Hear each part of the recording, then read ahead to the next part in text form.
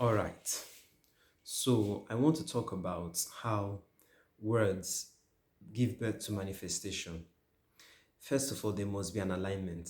And must be an alignment. So um, there's a particular verse in the gospel according to St. Thomas that says that if your thoughts and your emotions agree, you will say to this mountain, be thou removed and cast into the sea, and it will obey you. If your thoughts and your emotions agree.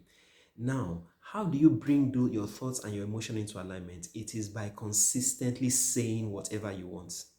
If you say whatever you want consistently, your thoughts and emotions will continue to align. Now, because in another passage, it says that if you say and you doubt not, how does doubt come? Doubt comes by hearing and hearing, the same way faith comes by hearing and hearing.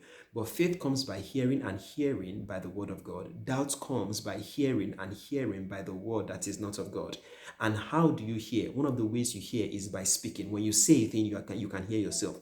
So if faith comes by hearing and hearing by the word of God, if you are speaking and speaking by the word of God, you are automatically hearing and hearing by the word of God, and then faith comes.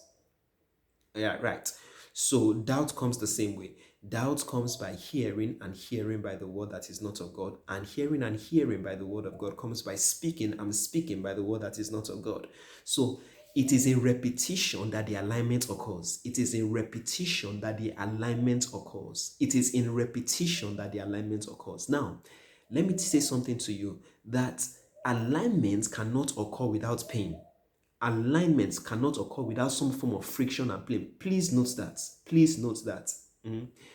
When alignment is like cleaving, when one thing cleaves to another and they become one, that's what alignment is. For a nail to cleave to a wall, it has to go through a painful process where the nail pierces into the wall. That is can be very painful for the wall.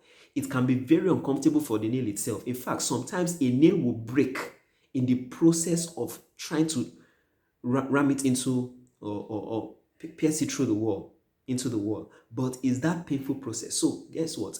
Some of the best times to make your affirmations are when it is painful.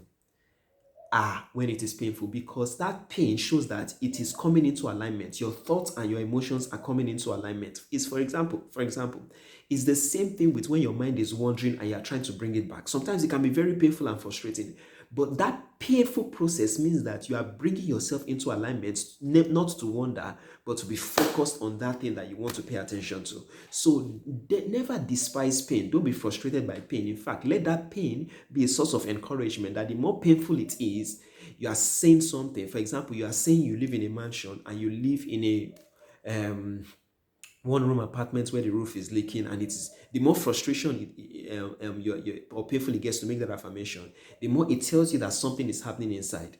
Your emotions are coming into alignment with your thoughts. Your emotions are coming into alignment with your thoughts. And it's the same thing for every aspect of life.